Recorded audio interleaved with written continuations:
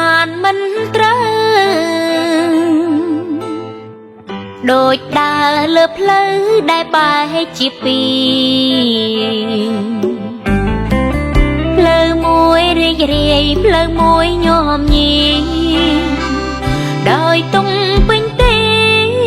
គ្មានស្បើយអរ៉ាខ្ញុំជ្រឹងប្តីចាំងស្មានថាចេងគិតចឹងចិត្តគំនិត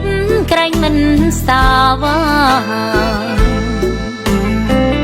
តែស្មានខុសហើយគួរឲ្យអនិច្ចាដីខ្ញុំនេះណាសាវាលេខមួយស្រីក្មេងប៉ុនលងប្តីខ្ញុំឲ្យអង្គគ្មានសល់បេះដូងរេមិនចាញ់ស្រល់មិនខ្វាយខ្វល់នឹងខ្ញុំទុកព្រួយស្រីក្មេងផ្អែមស្និទ្ធប្តីខ្ញុំលែងគិតដូចមនុស្សខ្លួនមួយ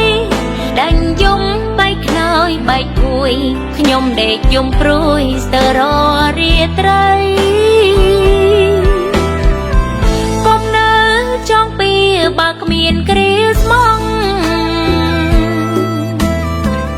លែងខ្ញុំចោលចង់ហើយមិនបាច់ភ័យក្បែរគេពេញសិទ្ធហើយមានសេរី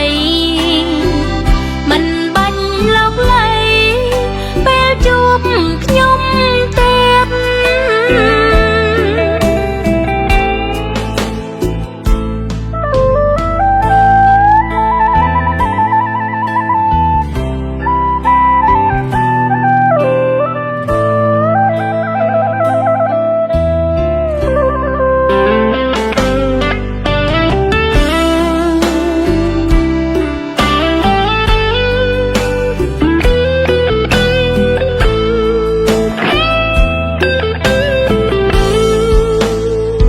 ស្រីក្មេងប៉ុនល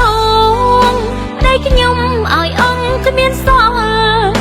បេះដូងរេមិនចាញ់ស្រល់មិនខ្វាយខ្វល់នឹងខ្ញុំទុកព្រួយស្រីក្មេងផ្អែមស្និទ្ធប្តីខ្ញុំលែងគិតដូចមនុស្សខ្លួនមួយដាច់យំបែកខ្នើយបែកគួយខ្ញុំដេកយំព្រួយស្ទើររាត្រីចង់ពីបើគ្មានគ្រាស្មងលែងខ្ញុំចោលចង់ហើយមិនបាច់ភ័យក្បែរគេពេញសិទ្ធហើយមានសេរី